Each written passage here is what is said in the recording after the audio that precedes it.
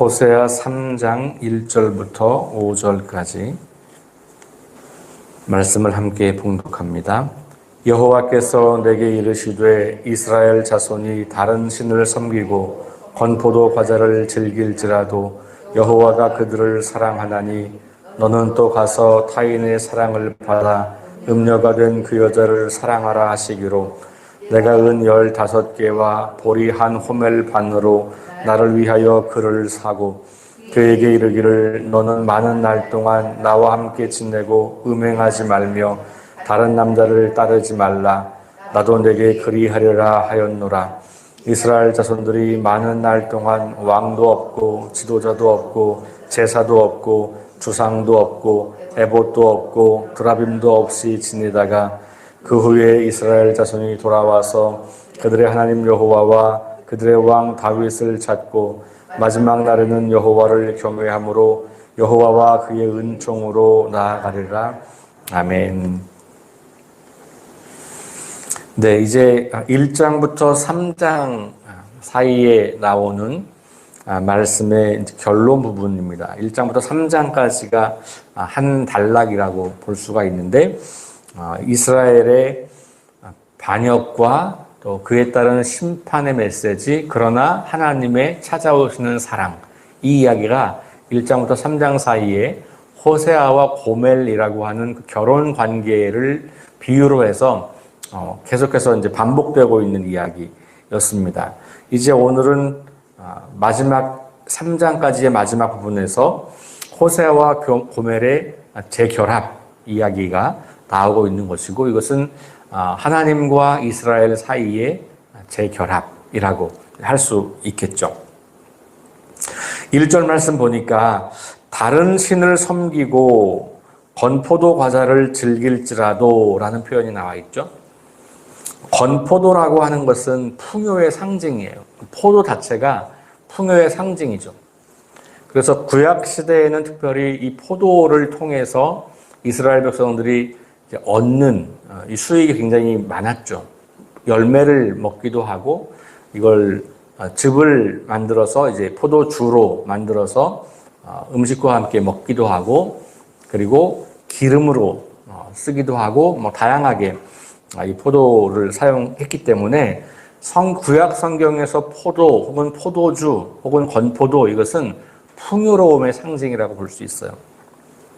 그러니까 이스라엘 백성들이 다른 신을 섬기면서 풍요를 쫓아 살았던 이야기를 하는 거예요. 그렇게 함에도 불구하고 하나님이 그들을 사랑하신다, 이렇게 나와 있어요.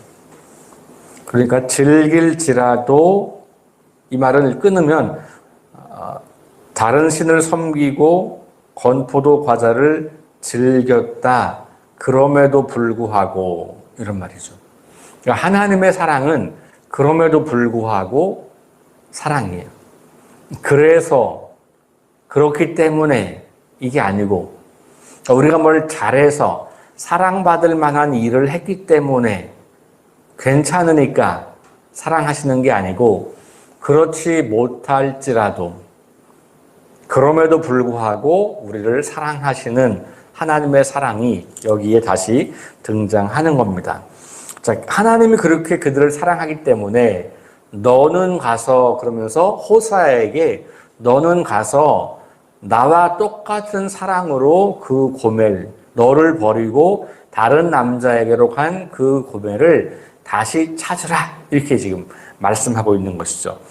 자, 너는 또 가서 타인의 사랑을 받아 음녀가 된 그 여자를 사랑하라, 이렇게 명령하시는 거예요. 하나님께서 호세아에게 그런 사랑은 존재하지 않는데 해라, 이렇게 말씀하시는 게 아니고 당신이 보여주신 사랑이 바로 그런 거다고 말하는 거예요. 그러니까 너는 이와 같이 행하라. 예수님께서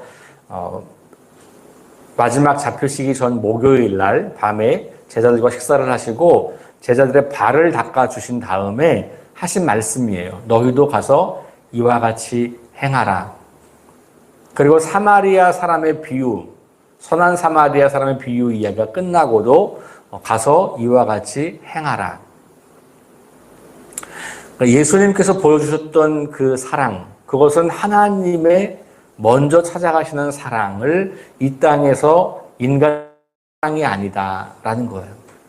비록 어렵지만, 특별히 자기중심적인 우리의 타락한 생각으로는 참 힘들고 어렵고 하기 싫지만 하나님의 백성으로 회복된 우리들이 추구해야 할 사랑인 것이죠.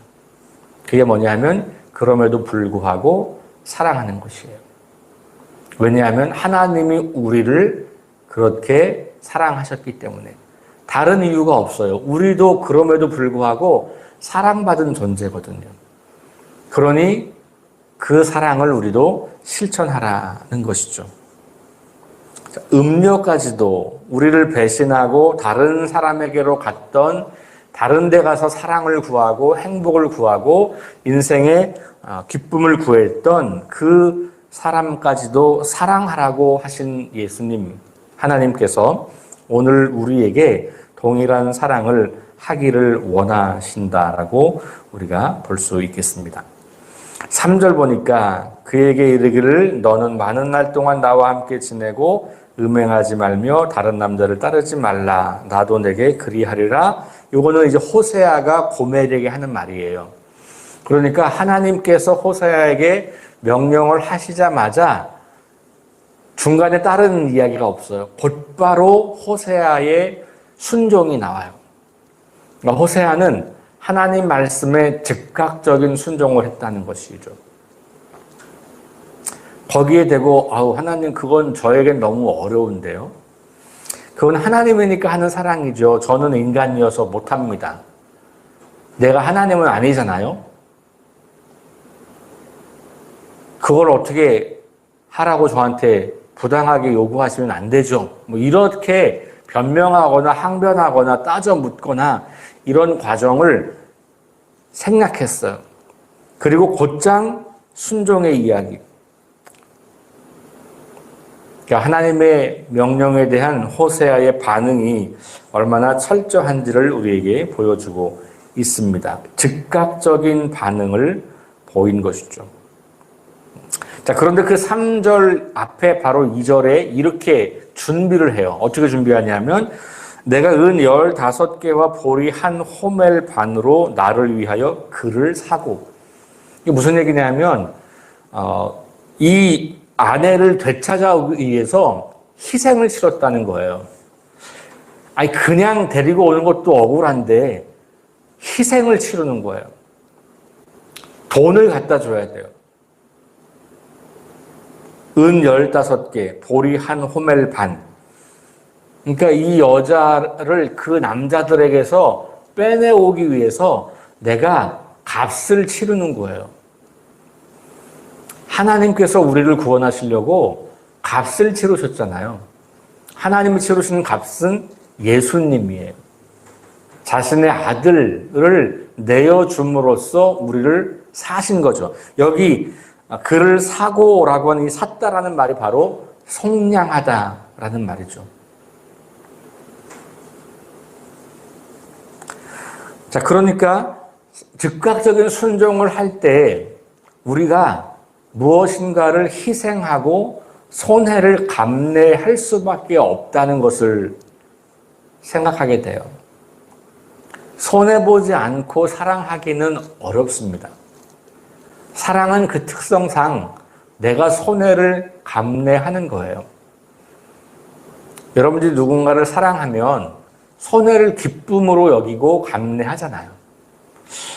아깝다 이런 생각이 드는 순간 그것은 사랑의 마음과 반대되는 생각인 거예요. 그렇죠? 자기 중심적일 때는 아깝습니다. 그러나 내가 중심이 되지 않고 그 대상이 중심이 되거나 우리를 사랑하신 하나님이 중심이 될 때 우리는 그 손해를 기쁨으로 감당하잖아요. 하나님께서 우리를 사랑하신 그 사랑이 크기 때문에 그것을 기억하고 그 은혜를 기억하기 때문에 우리가 기꺼이 손해를 감내하려고 하는 것이죠. 자, 호세아가 그런 사랑을 보여주고 있어요. 4절, 이스라엘 자손들이 이제 그러면 다시 또 4절에 그 호세아와 고멜 이야기가 다시 하나님과 이스라엘 사이의 관계로 바뀝니다. 이스라엘 자손들이 많은 날 동안 왕도 없고 지도자도 없고 제사도 없고 주상도 없고 에봇도 없고 드라빔도 없이 지내다가 라고 하는 말이 나와요. 3절에서 금지된 것은 뭐냐 하면 다른 남자를 따르지 말라는 거였잖아요. 그죠? 음행하지 말고 다른 남자를 따르지 말라. 이게 이제 호세아가 고멜에게 말한 거예요. 마찬가지로 하나님께서 이스라엘에게 요구하는 것이기도 하죠. 다른 신에게 가지 말고, 여기 음행한다고 하는 말은 다른 신을 사랑하는 거예요. 다른 신을 섬기는 겁니다. 그렇게 하지 말라라고 말씀을 하잖아요. 자, 그리고 나서 4절에서는 왕과 지도자와 제사와 제사에 필요한 모든 것들, 여기 그 뒤에 주상, 에봇, 드라빔 이런 것들은 이스라엘 백성들이 하나님을 예배할 때 썼던 것들이잖아요. 여기 제사는 하나님을 예배하는 것이라고 볼 수 있어요. 왕, 지도자, 그러니까 하나님을 대신해서 하나님의 공의와 사랑을 다스릴 사람도 없고 하나님을 예배하는 것도 없고 예배할 때 필요한 이런 기구들 필요 없고 라고 하는 거예요. 왜 그럴까요? 우리는 예배가 너무너무 중요하다고 여기잖아요. 그렇죠? 근데 여기 보면 그런 것 일정 기간 동안 많은 날 동안 그거 다 없다 이렇게 이야기하는 거예요. 왕도 없고 예배도 없고 예배에 필요한 것들도 다 없다. 이렇게 말하면서 하고 싶은 말은 뭐냐 하면 하나님만 바라보라는 거죠. 우리가 오해하는 게 뭐냐면 예배를 드리는 것이 하나님을 바라보는 것과 동일한 것인데 그것이 분리가 된 거예요. 지금 이스라엘 백성들은. 왜냐하면 예배를 통해서 하나님을 바라보았다면 다른 신을 찾아서 섬기지 않는 거거든요. 예배의 본질은 하나님의 임재 앞에 서는 것, 하나님을 경험하는 것, 하나님을 바라보는 것인데 이스라엘 백성들은 지금 예배라고 하는 행위는 하고 있지만 하나님을 바라보진 않고 있는 거예요. 예배라는 행위는 반복적으로 잘하고 있지만 하나님을 주목하지는 않아요. 예배라는 행위는 똑같이 열심으로 하고 있지만 다른 신에게 제사하는 것도 열심히 해요. 그것은 하나님이 예배의 대상, 유일한 예배의 대상이 되지 않았다는 걸 말하는 거예요. 그러니까 이 말씀을 통해서 하나님은, 호세아는 이스라엘 백성들이 하나님만이 유일한 하나님이시고 하나님만이 유일한 예배의 대상이시고 하나님만이 이스라엘의 왕이시고 하나님만이 제사의 본질이다라는 것을 다시 확인시켜주는 거예요. 그러니까 우리들도 너무 오랫동안 습관적으로 예배를 드리다 보니까 예배를 행사에 참여하는 것이 되어버렸어요. 군대에서는 종교 행사라는 말을 쓰거든요. 왜냐하면 이제 다른 종교도 있으니까 종교 행사 집합 그러면 이제 모이는 거예요. 종교 행사 저는 그 말이 참 싫어요. 왜냐하면 우리는 행사에 참여하는 게 아니에요. 하나님께 예배하는 거예요. 그런데 우리가 어느덧 너무 오랫동안 예배 행위에 참여하면 섬기듯 하나님은 있고 세상이 말하고 있는 풍요의 신들을 우리도 쫓아서 살고 있는, 예배는 열심히 드리지만 그래서 삶에서는 하나님의 주인이 되지 않는 그런 모습들을 어쩌면 우리도 보고 있지 않나? 호세아를 읽으면서 우리는 그 자신을 한번 돌아보게 되는 거예요. 자, 그렇게 지내고 나서 5절, 그 후에 이스라엘 자손이 돌아와서 그들의 하나님 여호와와 그들의 왕 다윗을 찾고, 여기 그들의 왕 다윗은 역사적 인물 다윗이라기보다는 다윗의 자손으로부터 이스라엘의 왕이 계속된다고 하는 것, 그리고 그것이 하나님의 약속이니까 다윗 왕가로부터 하나님이 직접 통치하신다고 하는 믿음의 반영인 거예요. 왜냐하면 시대적으로 이미 다윗은 죽고 몇백 년이 지난 시기니까. 다윗을 찾는다라고 하는 것은 진정한 왕, 하나님 보시기에 진정한 왕을 찾는 것을 말하는 거죠. 그러니까 결국은 하나님이 왕 되신다고 하는 것을 관용적으로 표현한 거라고 볼 수 있습니다. 그러니까 왕이나 지도자나 제사를 위한 의식과 물건들은 결국은 하나님의 왕 되심을 의미하고 하나님을 예배하고 그 뜻을 구하는 삶으로 연결되는 것을 의미하는 거니까 그것이 이제 회복되는 그런 것을 말하는 거죠. 그리고 마지막 날에는 여호와를 경외함으로 여호와와 그의 은총으로 나아가리라. 이게 예배의 본질인 거예요. 여호와를 경외함으로 여호와와 그의 은총으로 나아가리라. 그래서 진정한 예배의 회복, 이것은 의식의 회복이 아니라 우리 마음과 우리 삶에서 주인이 누구인지가 회복되는 것이 진정한 예배의 회복이다. 예배를 많이 드려야 되는 게 아닌 거예요. 예배를 오래 드려야 되는 게 아닌 것이죠. 예배를 통해서 우리의 주인 누구인가가 명확하게 확인되는 것. 이것이야말로 호세아가 꿈꾸었던 이스라엘 백성들의 회복. 하나님과 이스라엘 백성 사이에 다시 사랑의 관계가 되었을 때 나타나는 본질이라고 하는 거예요. 그러니까 본질을 잃어버린 이스라엘 백성들이 본질을 회복하는 이야기라고 말을 할 수가 있겠죠.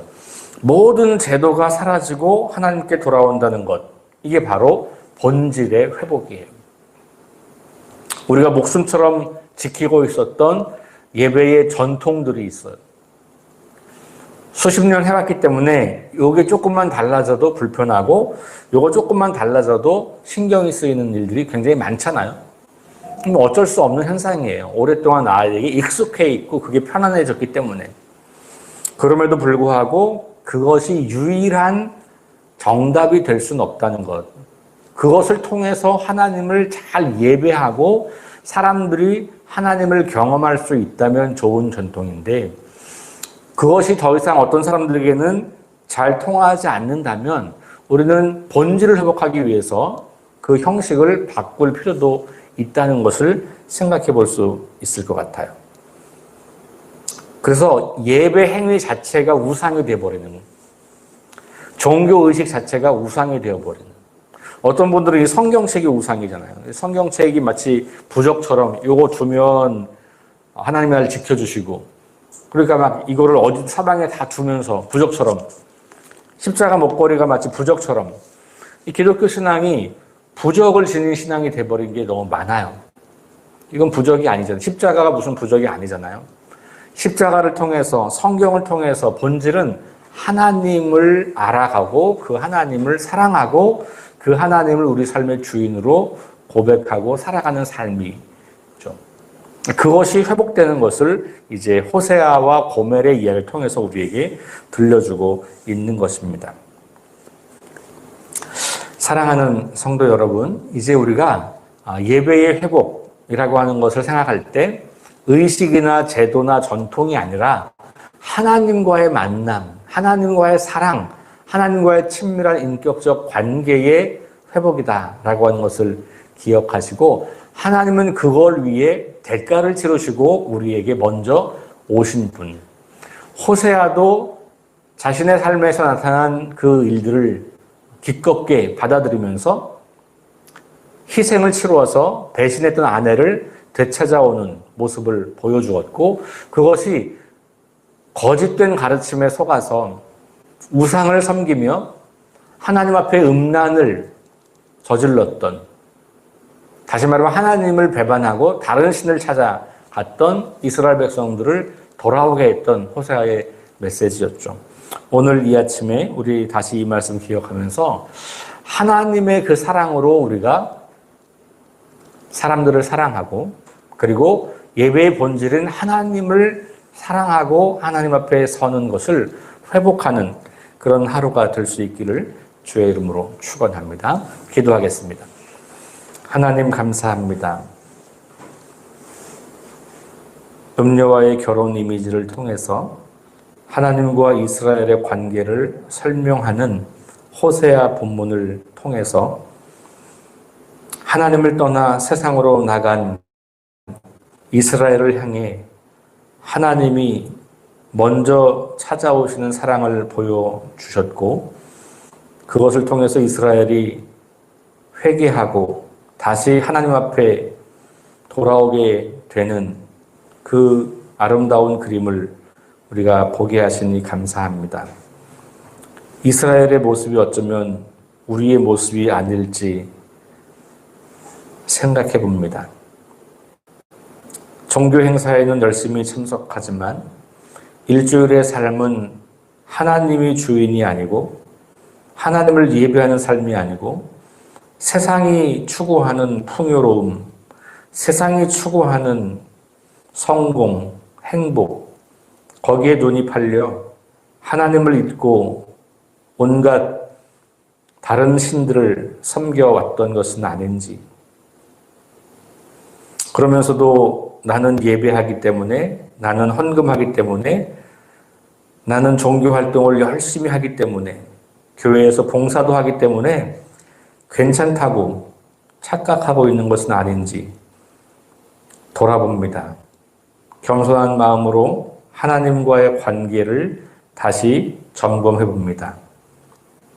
오직 하나님만이 내 삶의 주인이시고 내 인생의 왕이심을, 하나님과의 관계가 본질인 것을 기억해 봅니다.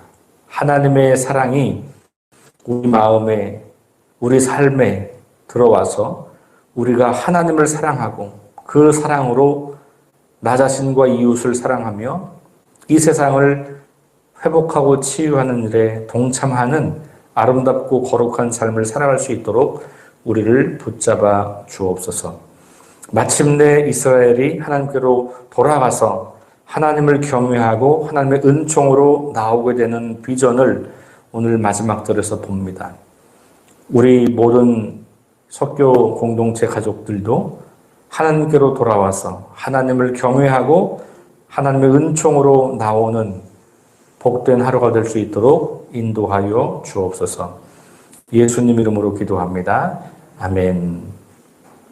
우리 잠시 합심해서 기도하실 텐데요. 첫 번째, 하나님의 사랑의 명령이 우리에게도 동일하게 와 있습니다.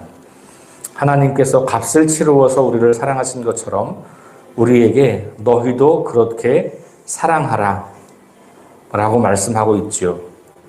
특별히 우리를 배신한 사람, 우리와 생각이 다른 사람, 우리와 신앙의 색깔이 다른 사람, 때로는 우리와 종교가 달라서 혹은 하나님을 섬기지 않아서 우리와 가깝지 않은 사람들조차도 하나님은 우리에게 사랑하라고 말씀하고 있습니다. 하나님 나에게 하나님의 사랑을 회복시켜 주십시오. 첫 번째 그렇게 기도하시고, 두 번째는 하나님, 우리가 예배의 본질을 회복하기 원합니다. 형식과 제도와 습관이 아니라 하나님과의 관계, 하나님의 사랑 안에 머무는 것, 그 사랑으로 반응하는 것, 이것이 예배의 회복임을 기억합니다. 오늘 하나님과의 친밀한 만남, 인격적 관계가 회복되기를 원합니다.